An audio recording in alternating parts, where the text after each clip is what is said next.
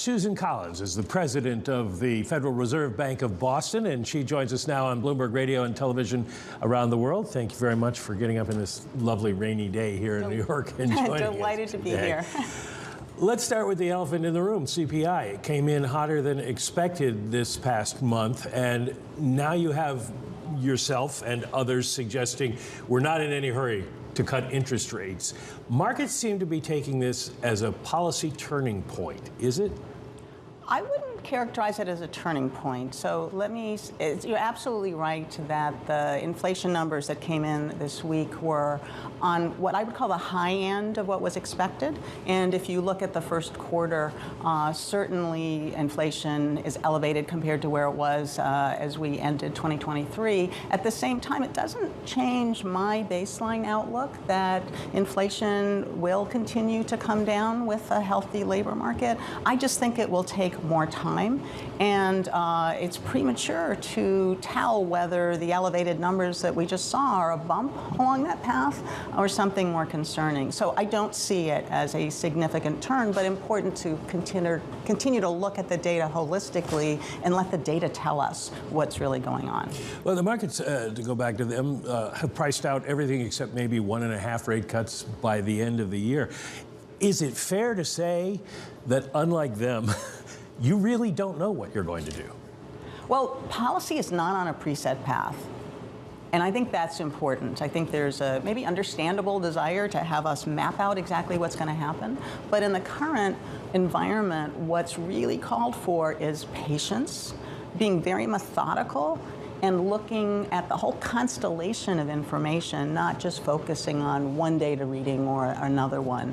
And so what I would say is that we're continuing to form our outlook, recognizing that there are uncertainties and there are risks. So I call myself a realistic optimist in that sense, realistic about those risks and uncertainties, but still, for lots of reasons, very optimistic that we will see inflation come back down and that labor markets will remain healthy.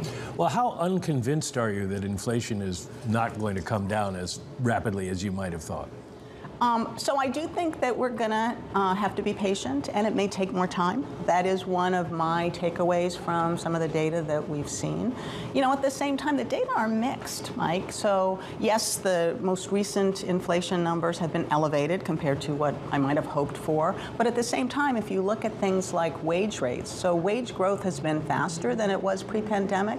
But once you factor in the past price increases and, importantly, the productivity gains we've seen, the wage growth that we're seeing is consistent with that trajectory back down to 2% inflation. And I think that's good news for workers as well. But my point is that you need to look at the range of data and not focus too much on one piece, and take the time to really see what the takeaways should be. Well, you said yesterday that the danger of over-tightening has kind of moved out of the picture at this point. Growth is strong, unemployment remains low, inflation is at least sticky, if nothing else. Why cut rates at all? So I wouldn't say that that there is no risk of us waiting too long. I do think that it's two-sided, but to your point, I certainly do see more reason to focus on making sure that we don't start easing too quickly. We're resolute. I'm certainly resolute about that commitment to bring inflation back down to 2%. You know, I do see policy as being moderately restrictive at this point, and it, in my view, will be appropriate as we get closer to that trajectory. It will be appropriate to begin easing, but we're not there yet. So I don't think that we would indefinitely certainly want to stay where we are. My baseline would still have us starting to ease later this year, but when I see is likely to be later than I had been previously thinking. I have to ask because everybody's going to bring up the question is, does the election interfere with timing? Absolutely not. As I've said a number of times, focusing holistically on the data is really what determines appropriate policy. And I have to say, there's enough of that to keep us very busy. So that is my focus, and that's the focus of the committee. You mentioned policy is moderately restrictive. What tells you that? And how do you know what level of restrictiveness you need? So in terms of the last piece, that's where watching the data comes from. Are we seeing the balance of performance that we're looking for over time? Certainly there's evidence of some restriction. We've seen housing market reactions. We've seen some increase in delinquencies. We've seen some declines in capital spending. And so there clearly is evidence in a variety of places. Labor markets are coming into better balance, and that's a really important one. At the same time, consumption and demand have remained perhaps surprisingly strong given where interest rates are and what we might have thought based on history. But we've seen in a lot of contexts ways that the current context is somewhat different. So I would characterize where we are as policy is having a restrictive effect, which is what we want, but is perhaps moderately restrictive, and that calls, again, for patience and being methodical as we look at all of the data. We've now got pricing basically for a December rate cut as markets move back and forth. But my nerdy economist friends have spent the last 2 days putting PPI and CPI into the PCE calculations. And everybody is saying PCE is going to come in much milder than both of those. If that's the case, can we say June might be back on the table? So I don't want to speculate, again, not a preset path, and I think we have to wait to see what the data tell us. But to my earlier point, the data have been mixed, and CPI and PCE don't always move in lockstep. They certainly are very closely related. And so I think we have to wait and let the data tell us what's happening. And again, it's not just the PCE, although that is certainly the preferred measure that we are focusing on when we look at our 2% target.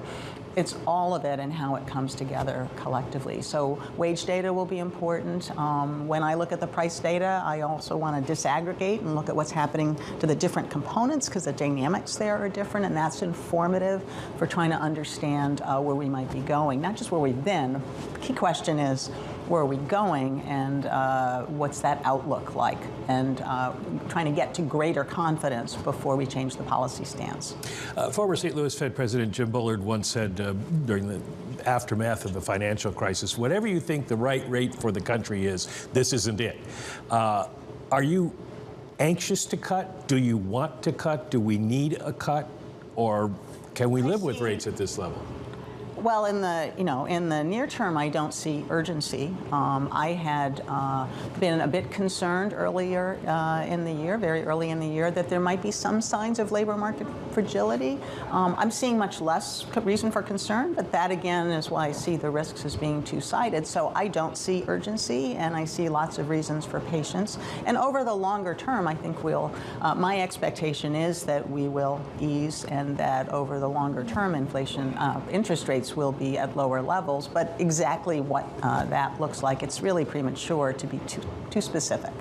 The data may be mixed, but what are CEOs in your district saying about both employment growth and also about whether or not they're still having to raise salaries and whether they're going to have to raise prices? Yeah. So, and we do have many conversations with people throughout our district, large firms, small firms, throughout New England. And what I'm hearing is a couple of things. One is quite a bit of optimism in terms of the economy's performance overall.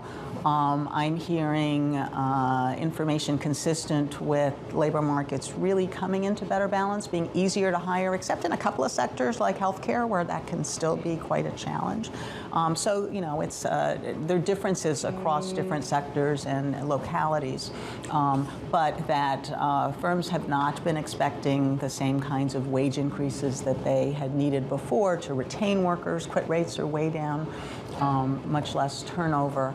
And that helps with productivity, right? Because if you are focused continually on having to fill those gaps because people are leaving and then you have to train people to come up to speed, it's hard to maintain that productivity that firms really need. And that's part of the good productivity story that we've seen that has helped with economic growth and helped us to bring inflation down as much as we did in 2023, despite the fact that growth has been continued to be so robust. So there's a strong supply side story there as well. Well, productivity is one half of potential growth, and you're talking about productivity being good.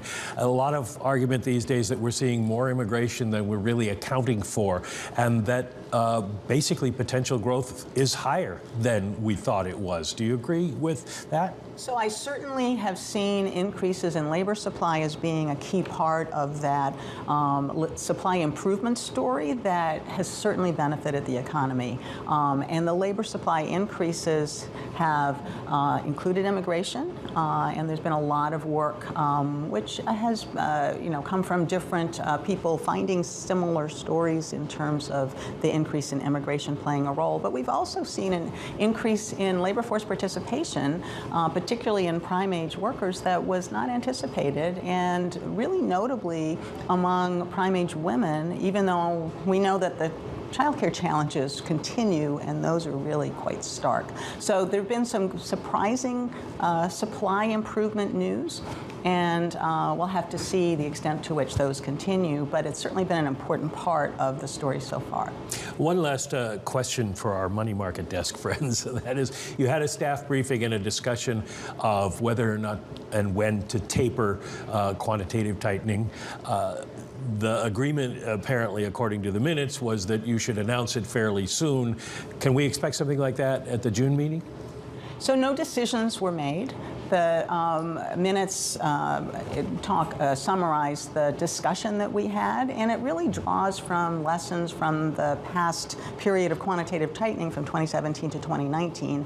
And some of the key lessons from that experience are the importance of doing the the tightening, in other words, runoff of the balance sheet, in a way that is smooth and does not cause stresses. That proverbial should be like watching paint dry, right? It shouldn't be unexpected. And so there was broad agreement that slowing the pace, which is currently about twice as fast as it had been in that earlier period, and doing so sooner to ensure that it continues to be quiet and orderly and passive in the background. Broad agreement for that, and also to start that sooner. But no specific decisions have been made yet. So we could get taper before we get a rate cut.